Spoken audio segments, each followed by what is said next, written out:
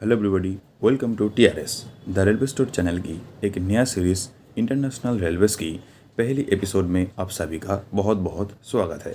आज मैं आप सबसे साउथ एशिया की एक महत्वपूर्ण कंट्री पाकिस्तान की रेलवे सिस्टम के बारे में बात करने जा रहा हूँ, जहाँ पर पाकिस्तान रेलवेज की ओवरऑल रेलवे सिस्टम किस तरीके से ऑपरेट होती है इसके बारे में आप सभी को जानने को मिलेगी।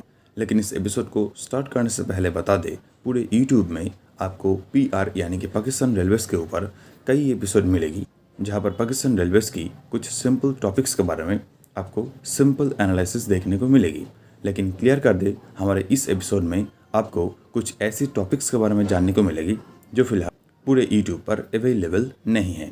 लेकिन क्लियर कर दे, द रेलवे स्टोर चैनल किसी भी पॉलिटिकल पार्टी और जियोपॉलिटिकल एस्पेक्ट को एबेटमेंट नहीं करती है, और मैं हमेशा की तरह इस बार भी 100% फैक्ट बेस्ड इन्फॉर्मेशन को आप सबसे शेयर करने जा रहा हूँ bye avoiding any kind of political aspect. So let's begin today's episode without wasting any time.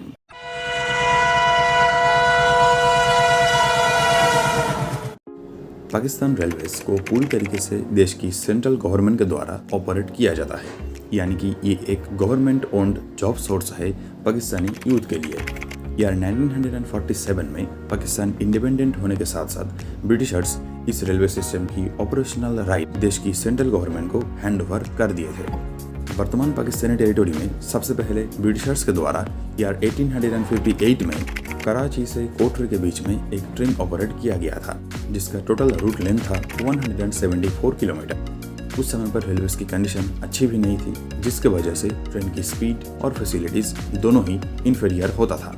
हालांकि पाक गवर्नमेंट के द्वारा ईयर 1947 में रेलवे मॉडर्नाइजेशन प्रोग्राम को चलाया गया था, ताकि रेलवे की हर तरीके की डेवलपमेंट को किया जा सके। हालांकि फंडिंग और एक्सपर्टीज दोनों ही कम होने की वजह से इसमें कुछ फ्लॉज देखा गया था, जिसके वजह से एजम्पशन और एक्सपेक्टेशन दोनों की ही तुलना में हकीकत कुछ अलग थी। यानी कि प्रैक्टिकली प्राप्त होने वाली उस बजट से अच्छा खासा ऑल टुगेदर डेवलपमेंट नहीं हो पाया था। लेकिन पाकिस्तानी आवाम के लिए कनेक्टिविटी और कम्युनिकेशन के लिए एक माध्यम के रूप में कुछ हद तक इस रेलवे सक्सेस हुआ है। तो ये गई पाकिस्तान रेलवेज की जनरल हिस्ट्री से जुड़ी हुई कुछ बातें। अभी बात करते हैं एडमिनिस्ट्रेटिव डिपार्टमेंट के बारे में।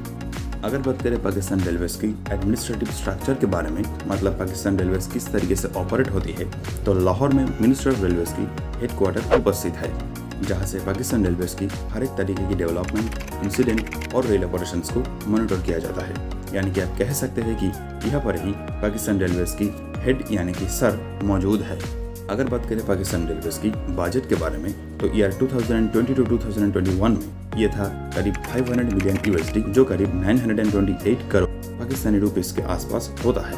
अगर बात करें ईयरली रेवेन्यू के बारे में, तो ईयर 2018-2019 में करीब 340 मिलियन USD इनकम हुई थी, और उस समय पर ही इनका नेट इनकम था लगभग 280 मिलियन USD। लेकिन कोविड सिचुएशन की वजह से उसके बाद ईयर 2020 से 2022 तक इसमें बहुत बार अप और डाउन देखा गया था। अभी बात करते हैं पाकिस्तान रेलवेज की डिफरेंट तरीके की यूनिट्स के बारे में। देखिए, पाकिस्तान रेलवेज में फिलहाल 3 फंक्शनल यूनिट्स मौजूद है। Number 1 operational unit, number 2 manufacturing and welfare unit, और नंबर 3 स्पेशल इनिशिएटिव्स यूनिट। हर एक यूनिट फिर से कुछ डिपार्टमेंट में डिवाइडेड है। अगर बात करें ऑपरेशनल डिपार्टमेंट के बारे में, तो ये mainly civil engineering, signalling, telecommunication, design and property directoring, information technology, legal affairs, rail police, public relations, Pakistan railways academy, इन सारी चीज़ों को हैंडल करती है। दूसरी तरफ मैन्युफैक्चरिंग एंड वेलफेयर और special initiative units mainly locomotives और कोच मैन्युफैक्चरिंग और रेलवेज को किस तरीके से फ्यूचर में स्टेप लेना अवश्यंभावी है, इसे हैंडल करती है। अगर बात करें PR के अंडर में आने वाली डिफरेंट तरीके की डिविजन्स के बारे में, तो PR mainly 8 territorial operating division को हैंडल कर रहा है, जो है कुछ इस प्रकार: कराची, पेशवर, मुल्तान, क्वेटा, रावलपिंडी, सुकूर, लाहौर और ग्वादर, जहां पर ग्वादर डिवीजन अभी भी ऑपरेशनल नहीं हो पाई है। अभी बात करते हैं पाकिस्तान रेलवेज की ट्रैक कंडीशन के बारे में। करंटली पाकिस्तान रेलवेज में करीब 11,881 किलोमीटर मेन लाइन ट्रैक मौजूद है, जो कि 1675 mm यानी कि 5 feet 6 inch broad gauge route category के अंतर्गत है। प्राइमरली PR में 860 एम्पियर 10 स्टाइल वाली रेल ट्रैक का इस्तेमाल किया जाता है, जिसका पर मीटर वेट है 50 kg। थ्योरेटिकली इस तरीके की रेल ट्रैक को या 2000 से यूज़ करना बंद हो चुका है, लेकिन चाइना के थ्रू पाकिस्तान इस टाइप की जो रेल ट्रैक है इसे इंपोर्ट करता है। अभी बात करते हैं रोलिंग स्टॉक्स के बारे में। देखिए, पीआर के पास फिलहाल 190 डीजल इलेक्ट्रिक कैटेगरी के लोकोमोटिव अवेलेबल है, जिसका average service life 25 years recognise किया जाता है, जो कि पाकिस्तान लोकोमोटिव फैक्ट्री में सर्विसिंग होता है। पैसेंजर कोच में से 8 टाइप की कोच अवेलेबल है, जैसे कि unreserved coach, AC sleeper code हो गया AC SL, AC parlour code हो गया PC, AC business class code हो गया AC LZ, AC standard class code हो गया ACL, first class sleeper code हो गया आईएसएल, इकोनॉमी क्लास कोड हो गया ईसी, सेकंड क्लास कोड हो गया एसईसी। बाकी पैसेंजर ट्रैफिक में से पाकिस्तान रेलवेज अपना रेवेन्यू का लगभग 60 से 70% जनरेट करती है, बाकी की 30% फ्रेट ट्रैफिक से इनकम होती है।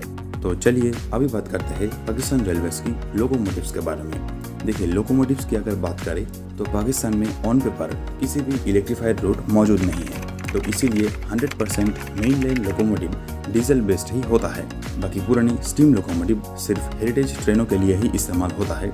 लेकिन आपको बता दें, पाकिस्तान रेलवेज के पास कुछ इलेक्ट्रिक लोकोमोटिव्स भी मौजूद है, जिसे मैं आगे आपसे शेयर करने जा रहा हूँ। तो सबसे पहले बात करते हैं डीजल लोकोमोटिव में से। देखिए, डीजल लोकोमोटिव में से बहुत सारे क्लास मौजूद है, जहाँ पर HBU 20 क्लास की करीब 60 यूनिट बन पाई है, जैसे कि GE U4O सीरीज की 55 यूनिट्स बन पाया है, जिसका मॉडल नंबर है GE एवोल्यूशन सीरीज ES43ACI। दूसरी तरफ HM U30 क्लास की 33 यूनिट, DPU 3O क्लास की 44 यूनिट्स, GRU 20 क्लास की 48 यूनिट बन सका है। हालांकि पाकिस्तान रेलवेज के पास 20 से भी ज़्यादा क्लास के लोकोमोटिव एक समय पर मौजूद था। अगर बात करें बेस्ट लोकोमोटिव के बारे में, तो देखिए, किसी भी देश की लोकोमोटिव को 2 तरीके से चुनकर बेस्ट बोला जाता है। नंबर 1 स्पीड के मामले में और नंबर 2 आउटपुट रेटिंग के मामले में। जहाँ पर अगर बात करें स्पीड के मामले में, तो यहाँ पर HGM U3O क्लास की GT26 CW2 मॉडल की लोकोमोटिव बेस्ट है, जो कि 125 kmph की हाई स्पीड और 78 kmph की एवरेज स्पीड को मेंटेन करने के लिए सक्षम है। सेकेंडली, यानी कि आउटपुट रेटिंग के मामले में अगर बात करें, तो GE U4O क्लास की GE एवोल्यूशन सीरीज की ES43ACI मॉडल की सारे लोकोमोटिव आउटपुट रेटिंग के मामले में चैंपियन है, जिसकी आउटपुट रेटिंग है 4563 bhp, यानी कि 3400 किलोवाट। ये फ्रेट लोकोमोटिव कैटेगरी के अंडर में आता है। हालांकि इस कैटेगरी में ये लोकोमोटिव भी अच्छा खासा स्पीड को मेंटेन करने के लिए सक्षम है, करीब 68 kmph की एवरेज स्पीड और इसके साथ साथ 110 kmph की हाई स्पीड को मेंटेन करने के लिए ये लोकोमोटिव कैपेबल है। जैसे कि मैंने आपको पहले बोला कि पाकिस्तान रेलवेज के पास डीजल के साथ साथ कुछ हद तक इलेक्ट्रिक लोकोमोटिव भी मौजूद है। तो अगर इनके बारे में बात करें कि पीआर में 29 units Britain made electric locomotive मौजूद है। इन सबको एक्वायर किया गया था लगभग ईयर 2000 के आसपास। इन सारे लोकोमोटिव्स 3000 हॉर्स पावर के आउटपुट रेटिंग के साथ आता है, जो कि 50 hertz frequency based 25 kV AC traction में चलने के लिए सक्षम है।